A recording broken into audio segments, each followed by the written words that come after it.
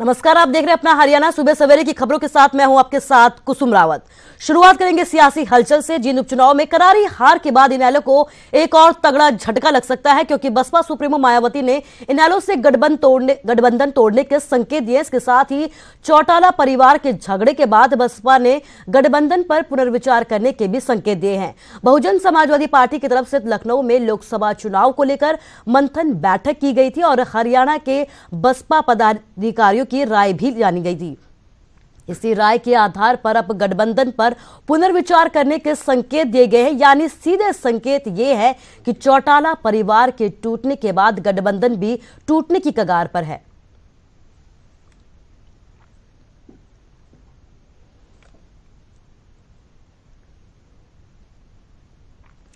तो सीएम मनोहर लाल ने पीएम मोदी से मुलाकात की। इस दौरान जींद से नवनिर्वाचित बीजेपी विधायक कृष्ण मिड्ढा और बीजेपी प्रदेश अध्यक्ष सुभाष बराला भी उनके साथ मौजूद रहे। संसद भवन में हुई इस मुलाकात के दौरान पीएम मोदी ने कृष्ण मिड्ढा को उपचुनाव में जीत की बधाई दी। गौरतलब है कि बीजेपी के कृष्ण मिड्ढा ने जींद उपचुनाव में बीजेपी उम्मीदवार दिग्विजय चौटाला को लगभग 13,000 वोटों से हराया था, जबकि कांग्रेस उम्मीदवार रणदीप सुरजेवाला तीसरे नंबर पर रहे थे। जींद उपचुनाव में जीत के बाद सीएम मनोहर लाल और कृष्ण मिड्ढा दिल्ली पहुंचे और पीएम मोदी से मुलाकात की। पीएम मोदी ने मिड्ढा को जींद उपचुनाव में जीत की बधाई दी थी।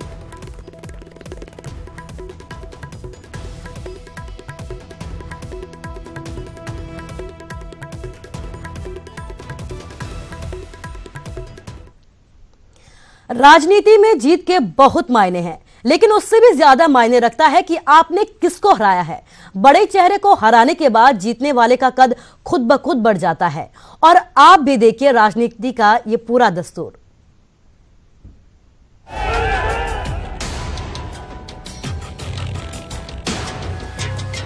राजनीति की कोई परिभाषा नहीं होती, राजनीति के कोई कायदे कानून नहीं होते। राजनीति में बस जीत जीत होती है और हार हार। हरियाणा प्रदेश के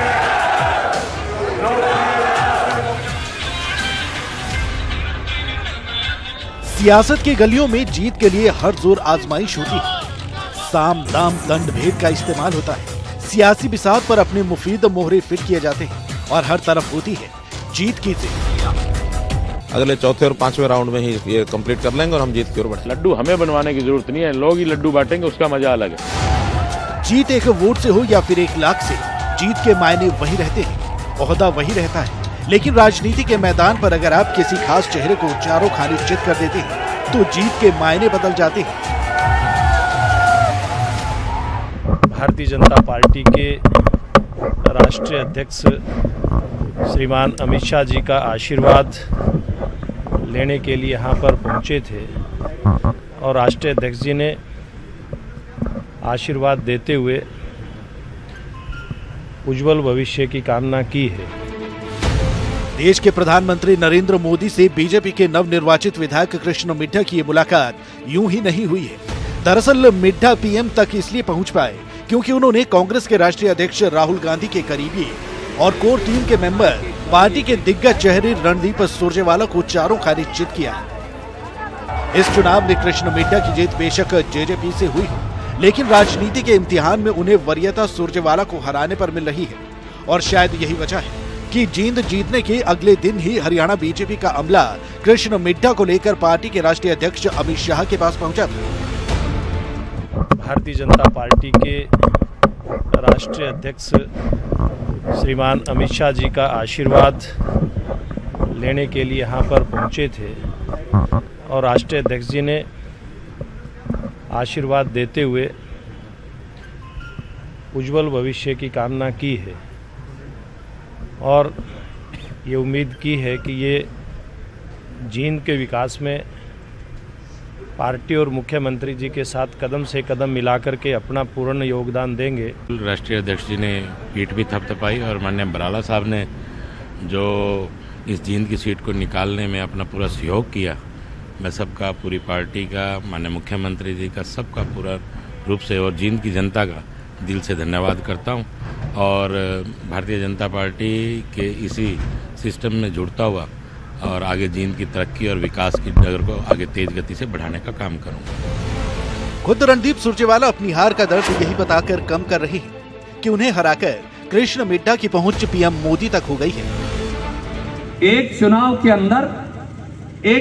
के अंदर रणदीप को शिकस्त देकर देश के वित्त मंत्री को बजट में जींद की चर्चा करनी पड़ती, देश के प्रधानमंत्री को और भारतीय जनता पार्टी के राष्ट्रीय अध्यक्ष को, दोनों को अपने ट्विटर अकाउंट पर और पूरे मंत्रिमंडल को बुलाकर, शुक्र है हमारा भाई है छोटे कृष्ण मिड्ढा जी, कभी तो उन्हें प्रधानमंत्री से मिलने का मौका मिला, चाहे रणदीप की वजह से ही मिला हो।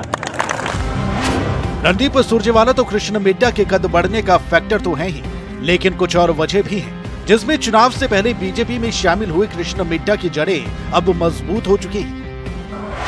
जींद में बीजेपी का सूखा खत्म करने से बढ़ाकर सत्ता का सेमीफाइनल जीतने से मिली तवज्जो, सत्ता पक्ष की लाज बचाने पर हाईकमान गदगद। अब इन समीकरणों को देखकर एक बात तो साफ हो गई है कि जीत किससे मिली है और किस मौके पर मिली है, ये ज्यादा मायने रखती है। Bureau report, news 18 Haryana. Jind उपचुनाव में भीतरघात को लेकर कांग्रेस में अब घमासान शुरू हो गया है। कांग्रेस के सभी नेता जींद उपचुनाव में एकजुटता का राग तो अलाप रहे हैं, लेकिन हरियाणा कांग्रेस की एकजुटता किसी से छुपी नहीं है। जींद में जहां तक मैंने देखा, कांग्रेस जिन्होंने कांग्रेस नेताओं ने, कार्यकर्ताओं ने एकजुटता से एकजुटता का चेहरा वहां पे कांग्रेस का दिखाई दिया। जहां तक मैंने दिखाई दिया, हाँ बिल्कुल, जहां तक मैंने देखा मेरे को एकजुटता। अगर उनको कुछ लगा है तो वो अपनी रिपोर्ट देंगे, लेकिन सबने मिलकर काम किया है वहां पर। अगर उनको कुछ लगा है तो वो अपनी रिपोर्ट देंगे, लेकिन सबने मिलकर काम किया है वहां पर।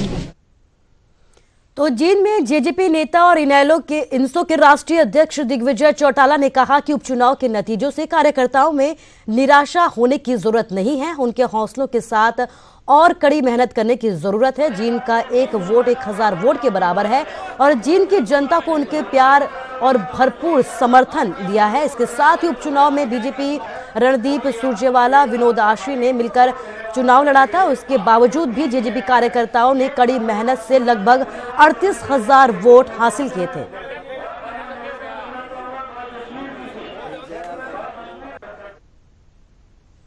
अपनी कमियों और खामियों को पहचान कर हम पहले से और ज्यादा ताकतवर होते हैं। जो ताकत आपने मुझे दी, जो चुनाव आपने मेरा स्वयं अपना चुनाव से बचेगा, अजय सिंह जी की गैरमौजूदगी, उनके जेल में होने के बावजूद भी और तमाम विपरीत परिस्थितियों के बावजूद भी जिस ताकत से चुनाव लड़ा और जितने वोट हासिल किए, मैं मेरी तरफ से और पूरे परिवार की तरफ से आप। जींद उपचुनाव में जीतने के बाद बीजेपी लगातार विरोधियों पर हमलावर है। राज्य मंत्री कृष्ण बेदी ने जींद उपचुनाव के लिए पहले तो जींद की जनता का आभार जताया और फिर उन्होंने रणदीप सुरजेवाला पर निशाना साधा। उन्होंने कहा कि कांग्रेस की आपसी फूट के आगे अभी और भी बढ़ती जाएगी। आपको बता दें कि रणदीप सुरजेवाला ने कहा था कि उनकी पीठ में छुरा घोंपने वाले को नहीं बख्शा जाएगा। अब कांग्रेस है तो कौन सी कांग्रेस है? अब चुनाव के 8 दिन 9 दिन ये लोग एक मंच पे नजर आए, गर्दन से गर्दन जोड़ के ऐसे फोटो खिंचा रहे थे, परंतु आज कल रणदीप सुरजेवाला का जो बयान आया कि जिन लोगों ने मेरी पीठ में छुरा घोंपा है मैं उनसे बदला लूंगा, तो मेरे ख्याल से तो ये फूट।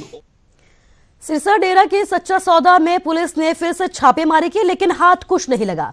दरअसल पुलिस ने आदित्य इंसा की गिरफ्तारी को लेकर यह छापा मारा था, लेकिन एक बार फिर पुलिस को यहां से खाली हाथ लौटना पड़ा।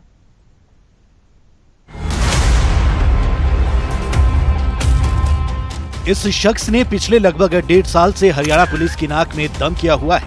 इसकी तलाश में एसआईटी से लेकर पुलिस की कई टीमें लगी हैं, लेकिन खाकी अब तक खाली हाथ है। गुप्त सूचना के आधार पर पुलिस डेरे समेत कई जगह छापेमारी कर चुकी है।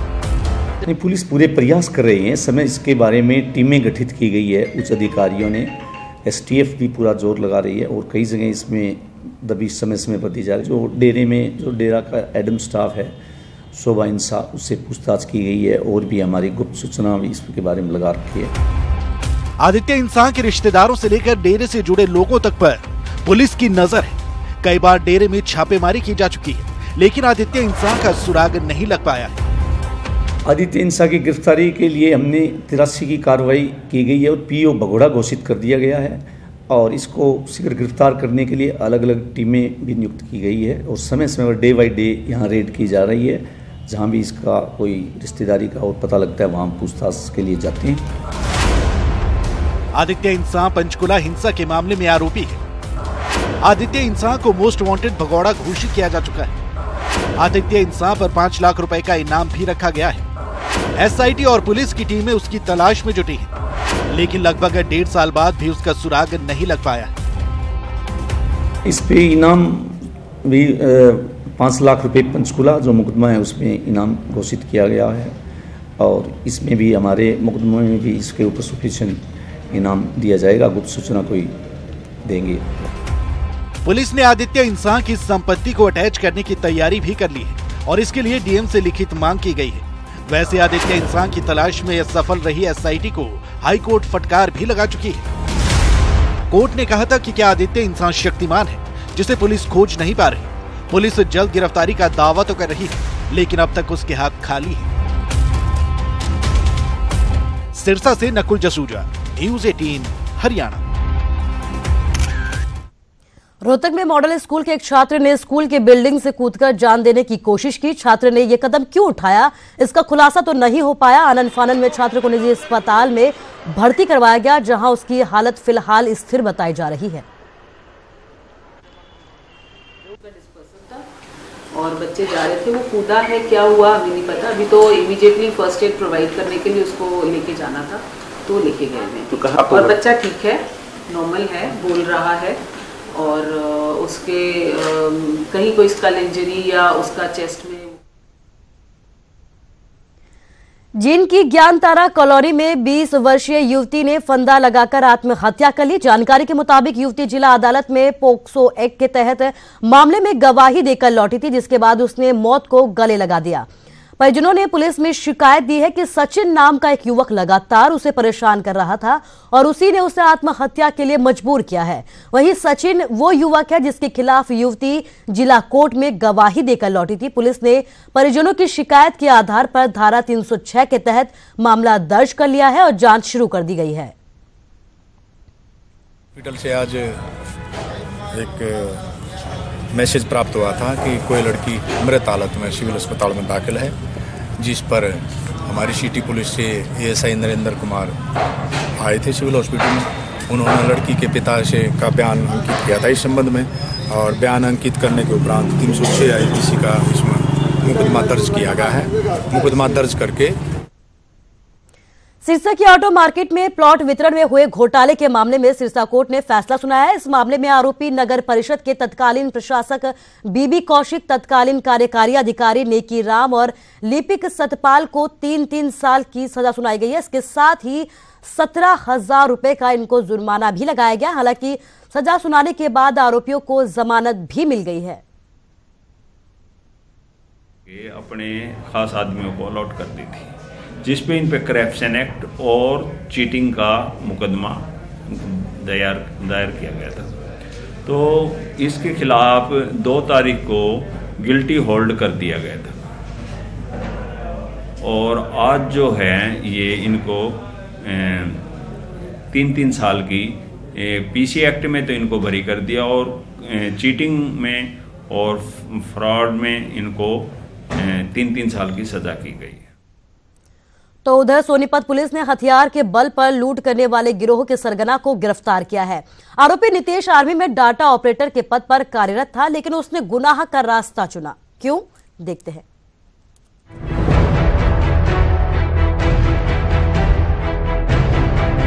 ये शख्स वैसे तो कॉन्ट्रैक्ट बेस पर आर्मी कैंट हिसार में तैनात है, लेकिन हसरतें और इरादे कुछ और ही थे। शायद इसलिए इसने गुनाह का रास्ता चुन लिया। आरोपी नितेश लूट गिरोह का सरगना है, जो अपने साथियों के साथ मिलकर हथियारों के बल पर लूट की वारदातों को अंजाम देते थे। पुलिस ने आरोपी के पास से एक पिस्टल भी बरामद की।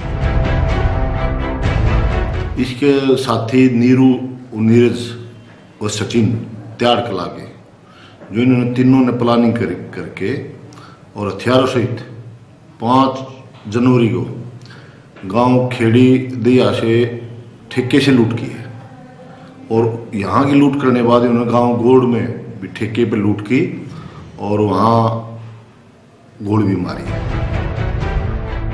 पुलिस ने गिरोह के सरगना को तो गिरफ्तार कर लिया है, लेकिन गिरोह के बाकी सदस्य अभी भी फरार हैं, जिनकी तलाश में पुलिस जुटी है।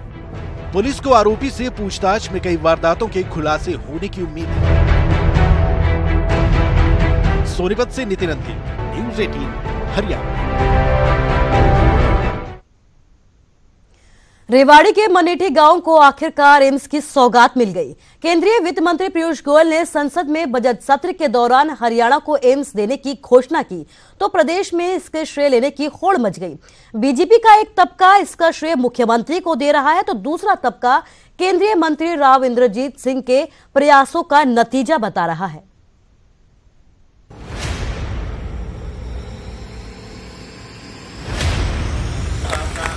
रेवाड़ी के मनेठी गांव में एम्स बनाए जाने का मुद्दा बीजेपी सरकार के गले की फांस बना हुआ था। इलाके के लोग लगातार बीजेपी सरकार को कोस रहे थे और साथ ही स्थानीय सांसद व केंद्रीय मंत्री राव इंद्रजीत सिंह पर एम्स के लिए पैरवी न करने का आरोप लगा रहे थे। लेकिन अब केंद्रीय बजट में एम्स की घोषणा के बाद श्रेय लेने की होड़ मच चुकी है। केंद्रीय मंत्री राव इंद्रजीत सिंह समर्थित बावल विधायक और राज्य मंत्री डॉक्टर बनवारी लाल जनसभाओं में जाकर कह रहे हैं कि दक्षिण हरियाणा के नेता राव इंद्रजीत सिंह ही हैं और उन्हीं के प्रयासों की वजह से एम्स मिला है। हमारे दक्षिण हरियाणा के तो नेता वही हैं। अगर कोई भी काम होता है तो उनके भाई हमारे कप्तान तो वही हैं, कप्तान को ही चले जाता है। तो हम राव साहब को पूरा अपना देते हैं धन्यवाद और उनका आभार व्यक्त करते हैं।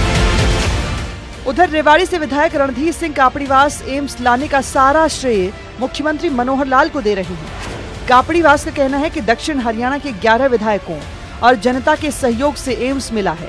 उन्होंने कहा कि मुख्यमंत्री ने ही घोषणा की थी और उन्होंने ही घोषणा को पूरा करवाया। वो ये कोशिश करते हैं कि जो मैं घोषणा करूं वो पूरी करूं, और उन्होंने ये घोषणा जो की अपनी पूरी करके दिखाई। आपको बता दें कि मुख्यमंत्री मनोहर लाल ने साल 2015 में बावल में रैली करके मनेठी में एम्स खोले जाने की घोषणा की थी।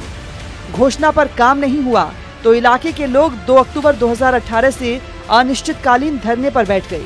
इस धरने का राजनीतिक फायदा लेने के लिए विपक्षी पार्टियों के दिग्गज नेता भी धरना स्थल पर पहुंचे।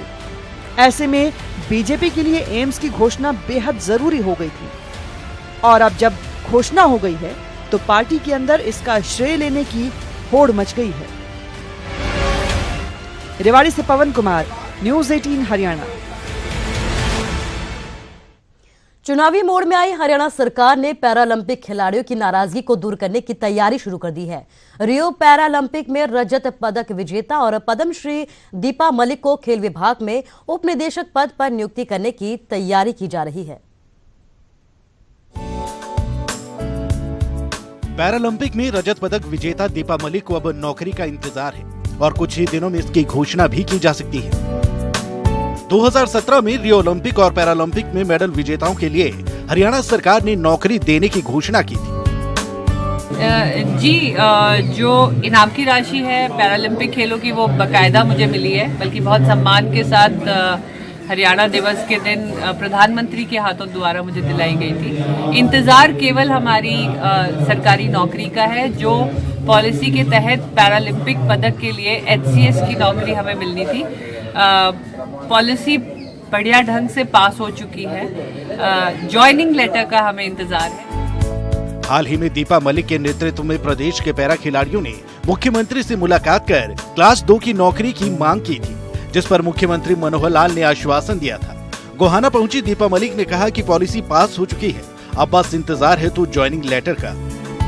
हम पैरा खिलाड़ी हाल ही में चीफ मिनिस्टर सर को मिलकर आए थे। चीफ सेक्रेटरी सर से भी हमारी मुलाकात हुई थी और उन्होंने बहुत आश्वासन दिया है कि 2 हफ्तों के अंदर ही हमें ये ज्वाइनिंग लेटर दे दिया जाएगा। तो उम्मीद करते हैं जल्दी हम इस पद के योग्य माने जाएंगे और हमारे मेडल को सम्मानित करते हुए ये नौकरी हमें जल्दी मिल जाएगी।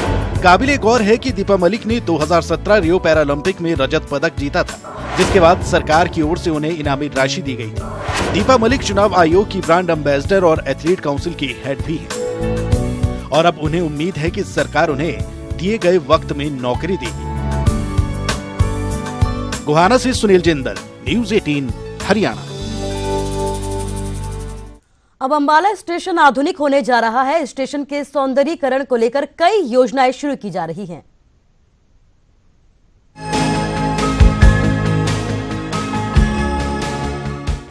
अंबाला स्टेशन को मॉडर्न बनाने के लिए कई योजनाओं को अमली जामा पहनाने की कवायद शुरू हो गई है, जिसमें कई ऐसी चीजों को प्रदर्शित किया जाएगा जो स्टेशन की खूबसूरती में चार चांद लगा देंगी। स्टेशन परिसर में सेना का एक टैंक स्थापित किया जा रहा है, जो यात्रियों का सेल्फी पॉइंट भी होगा। इसके साथ ही 110 फुट ऊंचा राष्ट्रीय ध्वज भी फहराया जाएगा। पूरा का पूरा एरिया जो है ये मॉडर्नाइज किया जा रहा है, ब्यूटीफाई किया जा रहा है, ग्रीन बैच दिया जा रहा है। अभी नेशनल फ्लैग डिस्प्ले करने जा रहे हैं जो 115 फीट हाइट का है। साथ में ये आर्मी द्वारा एक टैंक हमें दिया गया है, क्योंकि अंबाला कैंट आर्मी बेस है बहुत बड़ा, तो उसको दर्शाते हुए एक टैंक जो रेलवेज को यहाँ रखने के लिए दिया गया है। अच्छी चीज़ है। अंबाला का जो मेन गढ़ है वो एयरफोर्स स्टेशन ही है। इंडिया का सबसे बड़ा एयरफोर्स स्टेशन ही यहीं पे ही है, तो सबसे बड़ा एयरफोर्स स्टेशन, एयरफोर्स आर्मी सब यहीं पे ही है, तो उसको देखते हुए यहाँ पे रख रहे हैं। अच्छी चीज़ है। एरिया को खूबसूरत बनाने के लिए पौधारोपण किया गया है। इसका निर्माण कार्य अंतिम चरण में है। इसके अलावा स्टेशन पर पुराना स्टीम और नैरोगेज सेक्शन का डीजल इंजन भी प्रतिबिंब के तौर पर लगाया गया है, जो यात्रियों के आकर्षण का केंद्र है। अंबाला से कृष्ण बाली, न्यूज़ 18 हरियाणा। बैंकों का करोड़ों रुपए लेकर भागे विजय माल्या को देश लाने का रास्ता अब साफ हो गया है। यूके सरकार ने माल्या के प्रत्यर्पण को मंजूरी दे दी है। आपको बता दें कि लंदन की वेस्टमिंस्टर मजिस्ट्रेट कोर्ट ने 10 दिसंबर को माल्या के प्रत्यर्पण को मंजूरी देकर मामला ब्रिटिश सरकार को भेजा था। इसके बाद यूके के गृह मंत्री साजिद जाविद ने विजय माल्या के भारत प्रत्यर्पण को मंजूरी दे दी है। हालांकि माल्या के पास 10 दिन में हाईकोर्ट में अपील करने का अधिकार होगा। माल्या ने अगर प्रत्यर्पण के फैसले के खिलाफ अपील नहीं की तो यूके की सरकार के आदेश जारी करने के 28 दिन में उनका प्रत्यर्पण भारत कर दिया जाएगा।